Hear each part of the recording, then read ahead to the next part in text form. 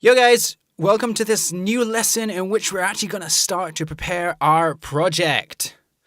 I've decided to theme our project on a piece of history. What we're going to do is start looking for our references. We could choose one to decide on our final illustration. I chose Laika, the first animal to ever go into orbit, but you guys can choose whatever you want. I'll take some references of images of her.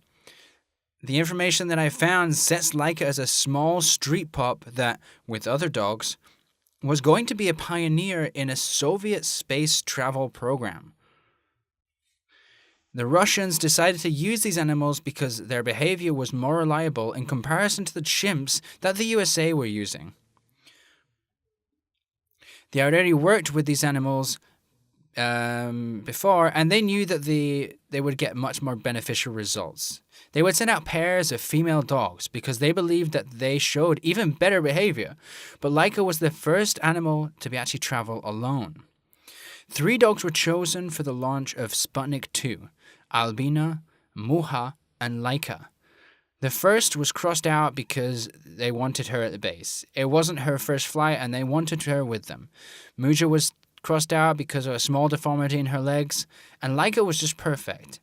She had the perfect size and was much more aesthetical than Muja when taking promotional pictures. She had a very good character, and this allowed them to work with her with no problem. Laika in Russian means bark, but this has nothing to do with the animal's behavior.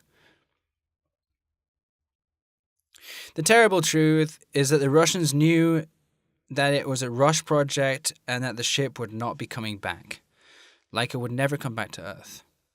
It's been 60 years since this, and I want to make this course as a sort of commemoration for the great accomplishment of this little pup. It's better to really dig into the project you're going to be doing, to really understand what you're going to be illustrating. This way, you'll have a better base when representing a historical occurrence. What I'm going to do is go into Pinterest and I'm going to create a dashboard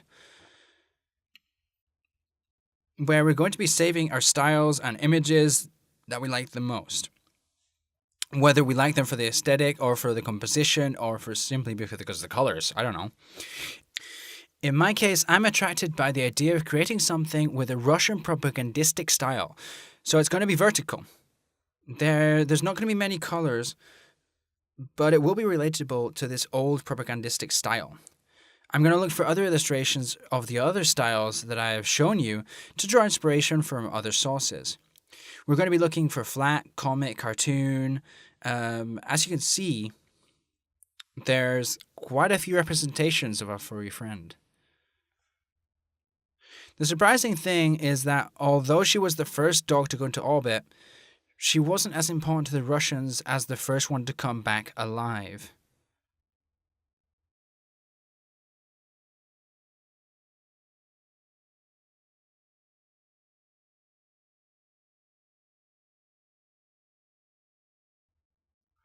It's a shame, but she really didn't even last 3 hours in the ship. Supposedly, the ship's radiation systems were faulty, and after 3 hours, the ship was at 43 degrees.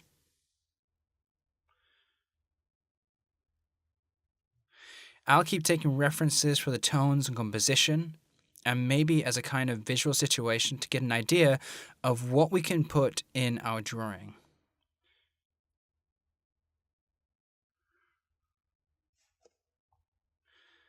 As I've said before, my idea is to create an illustration that resembles kind of like a sign. The references we have here, as you can see, are quite varied. And although they represent different styles, this one will be flat.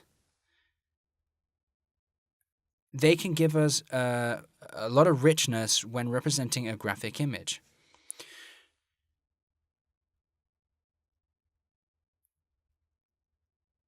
I'm going to look for more portrait illustrations because I'm going to be developing a character and I would like to achieve that life and personality in one of these styles.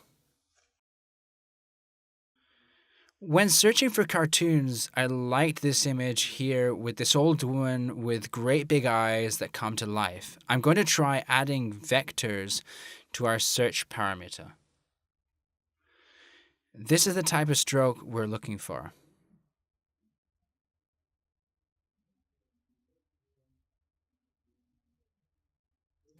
Now what I'm going to do is look for comic styles.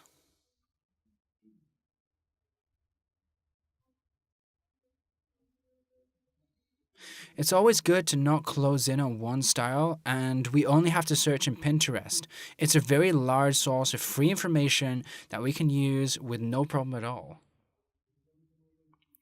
The characters that we see have a ton of personality, and you can see their stories and their textures easily without losing their very characteristic appearance.